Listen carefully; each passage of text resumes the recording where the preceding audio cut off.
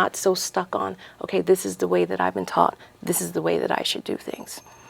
And another point that she mentioned is, I think a lot of time with parents, sometimes they are living through their children. That's why they have such high expectations from them, because they didn't get to accomplish those things. So they're looking at their kids like, okay, well, this is your opportunity to do the things that I wanted to do without even realizing it, I think, a lot of times. So I think that goes right back to working on self, because you can't teach what you don't know, and you can't lead where you don't go, which is something I say all the time. So we talk about the parenting aspect, but what about the relationship aspect? And, you know, Georgia, this question is more geared towards you. Okay. You have your spouse, your significant other. How do you balance that time, you know, to make things better? You know, you have your career. You're working so hard. And I'm asking this question because the divorce rate, Right. what I'm seeing is going up. It's not getting better. Right. So what would you recommend to kind of make things, I mean, we don't have a total answer, but Right. to make things a little better as far as relationship goes?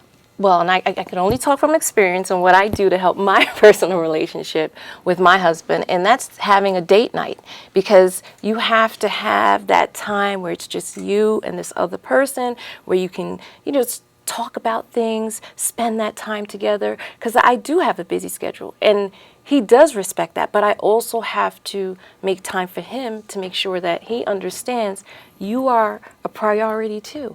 Not because I love to do this work and I'm always out and I'm doing this. You're not important. You are important. And I want you to know that you're important. And I want to take that time out to appreciate you. And in relationships, it's always important to respect that other person and communicate. Communication really is the key. If something's being done that I don't like, I am very verbal about it. And I think you have to be if you want something to work. You have to communication. That's the key. You have to communicate. You have to talk about the things that you like, your likes and dislikes, and then try to come to a common ground where you can compromise. You know, like, it's so funny because one of my books, the relationship book, people say, well, you know, when you say compromise, what do you mean compromise? Like, when you're trying to find that companion, how far should you go when you say compromise? How far do you go when you compromise? Well, you know what? You want to compromise when you're being fair. You don't want to compromise to the point where you feel like you're losing yourself, because you should never lose yourself in a relationship. It should be a compliment. You know what I mean? It should complement who you are. You should never have to feel like, well, he's feeling a little, you know, he may have a little low self-esteem and I don't want to make him feel bad, or she's having low self-esteem and I don't want to be the person I am because I want her to feel like she's my equal. It should never be like that. It should be where I want to make you grow, I want to make you grow, I want to make you better. What can I do to support your dreams, to support your goals, to support the things that make you happy?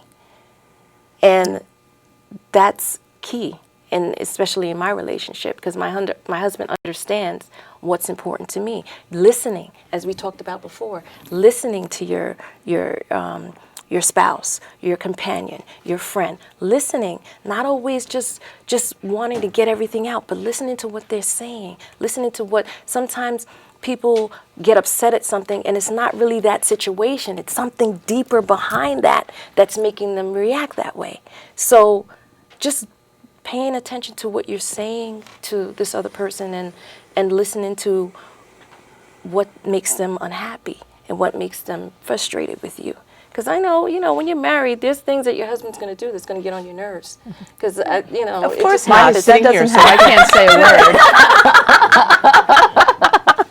But he's here to support you. Absolutely. Right.